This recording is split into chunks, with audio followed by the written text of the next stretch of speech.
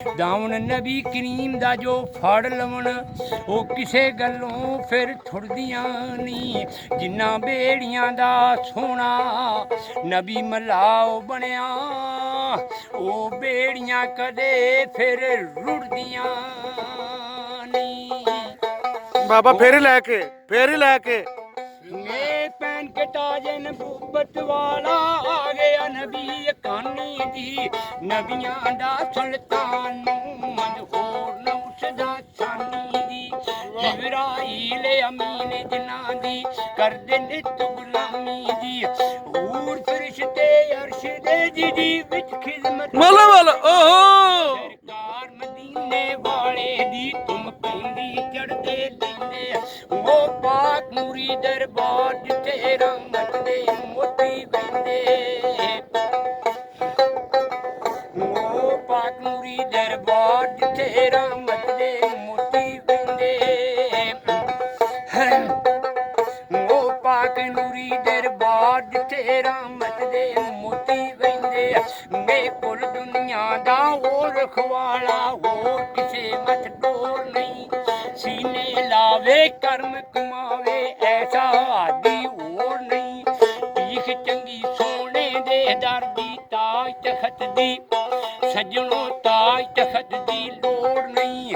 ਜੋ ਫਿਰ ਦਾਮਨ ਉਸਦਾ ਪਕੜੇ ਰਹਿੰਦੀ ਉਸਨੂੰ ਥੋੜ ਨਹੀਂ। ਖਾਦਮ ਜਿਸ ਦੇ ਦੋਈ ਜਹਾਨੀ ਮੌਜ ਬਹਾਰਾਂ ਲੈਂਦੇ। ਸਰਕਾਰ ਮਦੀਨੇ ਵਾਲੇ ਦੀ ਧੁੰਮ ਪੈਂਦੀ ਜੇ ਚੜਦੇ ਲੈਂਦੇ। ਹੇ ਆਲਮ ਬਣਿਓ ਸਿਰ ਧਰਲੀ ਟੋਪੀ ਤੇ ਕੀ ਲਿਆ ਟੋਪੀ ਸਿਰ ਧਰ ਕੇ। ਬੜੀ ਨਮਾਜ਼ ਤੇ ਨਿਆਜ਼ ਨਾ ਦਿੱਤੀ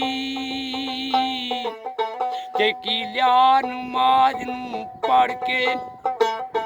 ਇਹ ਤਸਬੀਹ ਫਿਰੀ ਤੇ ਮਨ ਨਹੀਂ ਫਿਰਿਆ ਤੇ ਕੀ ਲਿਆ ਤਸਬੀਹ ਹੱਥ ਫੜ ਕੇ। ਬੁੱਲੇ ਸ਼ਾਹ ਮੀਆਂ ਜਾਗ ਬਿਨਾ ਦੁੱਧ ਨਹੀਂ ਜੰਮਦਾ ਤੇ ਭਾਵੇਂ ਲਾਲ ਹੋ ਜਾਏ ਕੜ ਕੜ ਕੇ। ਆਕਾ ਸਰਕਾਰ ਦੇ ਕੋਲੇ ਗਏ ਤਾਂ ਆਖਣਗੇ ਸਈਦਨਾ ਮੈਨੂੰ ਇਸ਼ਕ ਹੋ ਗਿਆ ਹਜ਼ੂਰ ਤੋਂ ਸਿਆਦੂ। ਆਖਣਗੇ ਭੈਣ ਇਸ਼ਕ ਮਾਣਾ ਚਾਹੀਦਾ ਸਿਰ ਦੇ ਜੇ ਪਹਿਲੇ ਸਾਈ ਦਾ ਸੌਦਾ ਸੌਦੇ ਦੇ ਵੀ ਸਿਰ ਜਾਂਦਾ ਹੈ। ਜਿਨ੍ਹਾਂ ਨੇ ਇਸ਼ਕ ਕੀਤਾ ਮੈਂ ਤੈਨੂੰ ਦੱਸ ਛੱਡਣੀ ਹੈ ਕਿਹਨਾਂ ਨੇ ਕੀਤਾ ਉਹਨੇ ਕਿਵੇਂ ਕਰਨਾ ਪੈਂਦਾ ਔਰ ਕਿਵੇਂ ਕੀਤਾ। ਇਹ ਸੁਣ ਅੜੀਏ ਕੰਨ ਲਾ ਕੇ ਇਸ਼ਕ ਨੂੰ ਛੇੜੀ ਨਾ ਛੱਡ ਜਾਈ ਕਾਖੀ ਉਡਾ ਕੇ ਇਸ਼ਕ ਨੂੰ ਛੇੜੀ ਨਾ।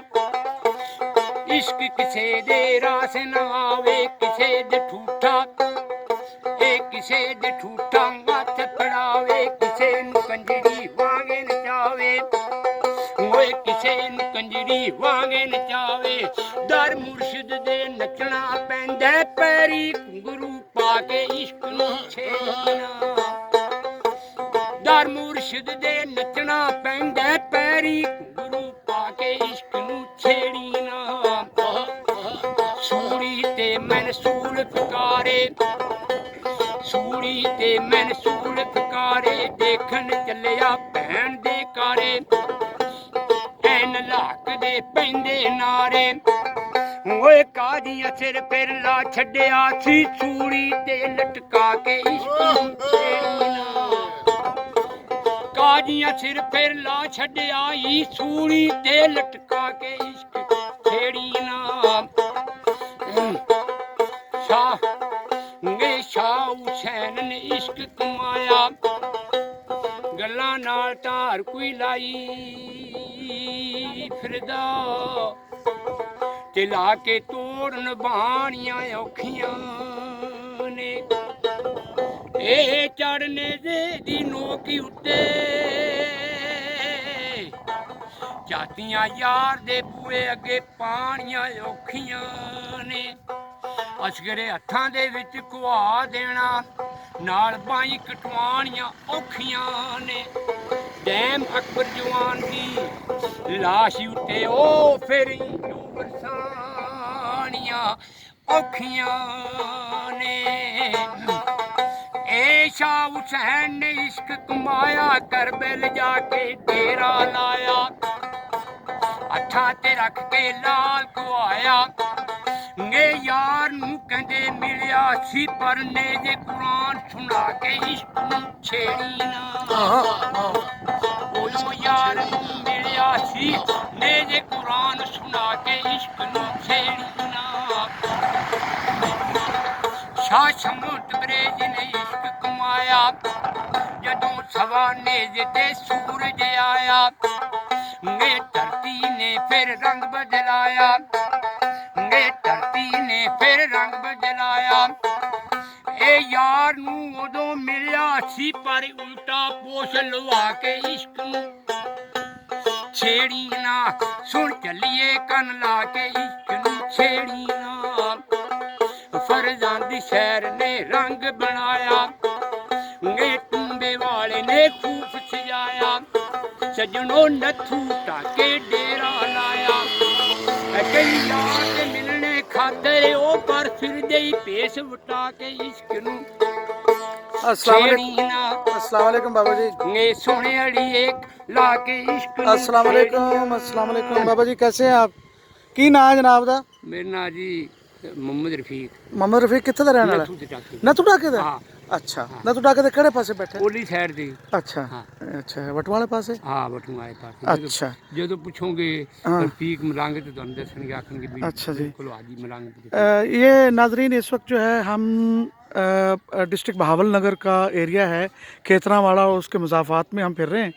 मेरे साथ रेहान शेरवानी साहब भी हैं और उस्मान चौधरी साहब भी हैं और ये बाबा मलांग रफ़ीक भी मेरे साथ है। और आपका सन्यासी बाबा आपको एक बहुत ही आला किस्म का देसी जो है वो सूफ़ी जो है ये सॉन्ग कह लेंगे इसको। हाँ हाँ सूफी सॉन्ग है। सूफ़ी सॉन्ग वो आपको सुनवा रहे हैं। जो असल जो इसकी फ्रेजोलॉजी है वो है सूफी कलाम है। सूफ़ी कलाम है ये, इसको फोक कलाम आप फोक कह कलाम सकते इसको जो बाबा जी कब से गा रहे हैं ये? 30-35 साल हो गए 35 साल हो गए तो बात से तुम भी बजाते हो कुछ मैं भी जाने बस और इस तो इलावा कुछ ऐसे नहीं? तो अपन ना था ठीक है ना तो इलावा कोई पंजाबी तो दौड़े छोड़े टप्पे छप्पे?